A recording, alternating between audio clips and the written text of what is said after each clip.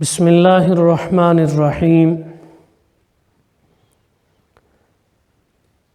عن عبد اللہ بن عمرو ان معاذ بن جبل اراد سفرا فقال یا رسول اللہ صلی اللہ علیہ وسلم اوصنی قال اعبد اللہ ولا تشرک به شیئا قال یا نبی اللہ زدنی قال اذا اسأت فاحسن قال یا نبی اللہ زدنی قال استقم ولتحسن خلقك او کما قال علیہ الصلاۃ والسلام، اخرجہ ابن حبان والحاکم والطبرانی۔ معزز و مکرم خواتین و حضرات، سامعین و سامعات، یہ روایت سیدنا عبداللہ ابن عمرو ابن العاص نے کی ہے، اور کہتے ہیں کہ معاذ ابن جبل مشہور صحابی رسول رضی اللہ تعالیٰ عنہ، انہوں نے سفر کا ارادہ فرمایا۔ حضور نبی رحمت صلی اللہ علیہ وسلم کی خدمت اقدس میں حاضر ہوئے اور عرض کیا، اللہ کے رسول مجھے وصیت فرما دیجئے، کوئی نصیحت فرما دیجئے۔ آپ صلی اللہ علیہ وسلم نے ارشاد فرمایا کہ اعبد اللہ ولا تشرک به شیئا، کہ اللہ کی عبادت کرو اور اس کے ساتھ کسی کو شریک نہ ٹھہراؤ۔ انہوں نے کہا، اللہ کے نبی مزید کوئی وصیت فرمائیں۔ آپ نے فرمایا، جب برائی کرو تو فوراً نیکی کرو، ہر برائی کے بعد فوراً نیکی کا اہتمام کرو۔ انہوں نے کہا، اللہ کے نبی کوئی اور نصیحت فرمائیں۔ آپ نے فرمایا، ثابت قدم رہو اور اپنے اخلاق کو اچھا کر لو۔ سب سے پہلے اللہ تعالیٰ کی عبادت کرنے کا حکم اور اس کے ساتھ کسی کو شریک ٹھہرانے سے منع کیا گیا۔ گویا دین اسلام کا سارا دار و مدار توحید کے اوپر ہے۔ ساری عبادات کا مرکز و محور توحید ربانی ہے، توحید الہی ہے، یعنی اللہ کی وحدانیت یہ مرکز اور بنیاد ہے ہر عمل کی۔ اور عموماً قرآن مجید کا مطالعہ بھی یہی ہے۔ آپ احکام عشرہ دیکھ لیں، یا بنی اسرائیل، سورہ بنی اسرائیل کے اندر اور سورہ الانعام کے سیکنڈ لاسٹ رکوع میں جو احکام آئے ہیں، ان میں بھی بات آغاز یہیں سے کیا گیا، اور قرآن کا عمومی اسلوب اور حدیث میں یہی آتا ہے کہ جب بھی نصیحت کی ہے اللہ اور اس کے رسول نے تو سب سے پہلی نصیحت یہی کی ہے۔ اس کے بعد بتایا گیا کہ ہر برائی کے بعد اس قدر نیکی کی جائے کہ اس گناہ کا اثر ختم ہو جائے، یعنی بندے کے نامہ اعمال سے اس گناہ کا داغ صاف ہو جائے۔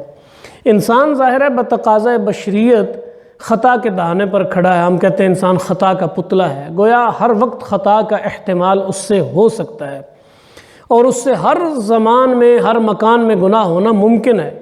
ہزار کوششوں کے باوجود بھی بسا اوقات بچنا محال ہے۔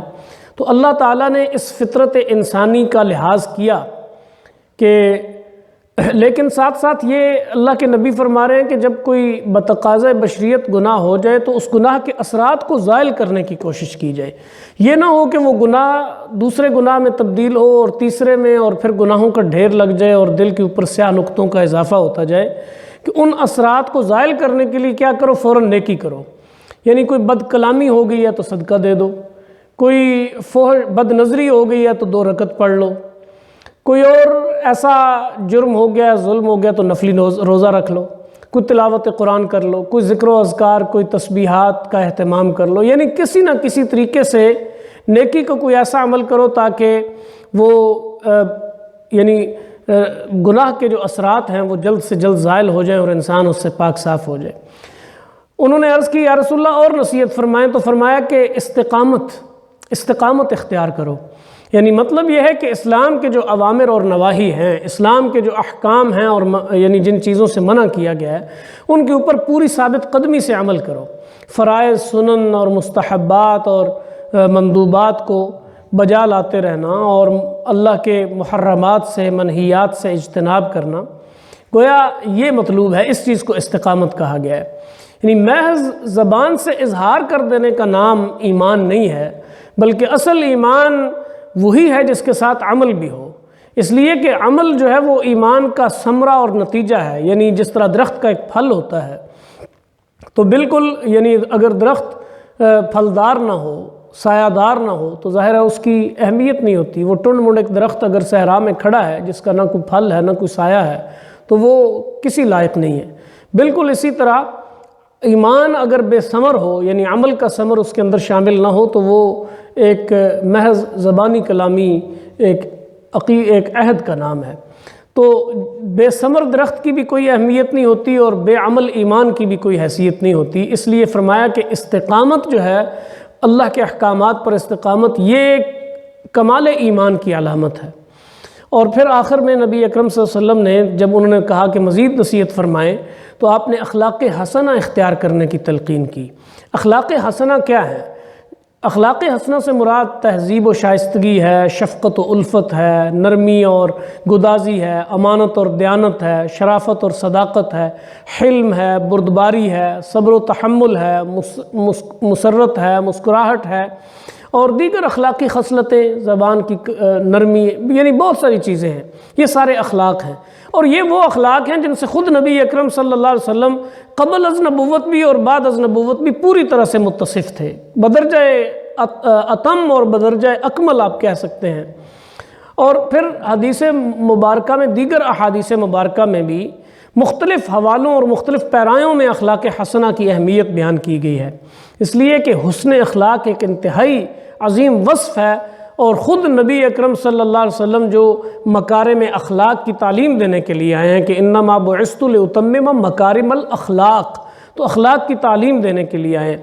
خود چونکہ آپ ان سارے کمالات سے متصف تھے، اس لیے خوش خلقی کو زیادہ سے زیادہ اپنانے کے اوپر بھی اللہ نے زور دیا ہے، اور جو ان صفات کے حاملین ہوتے ہیں ان کو اللہ تعالیٰ اور اس کے رسول کا محبوب اور ایمان اور ایقان اور عقیدے ہر لحاظ سے انہیں کامل اور اکمل قرار دیا ہے۔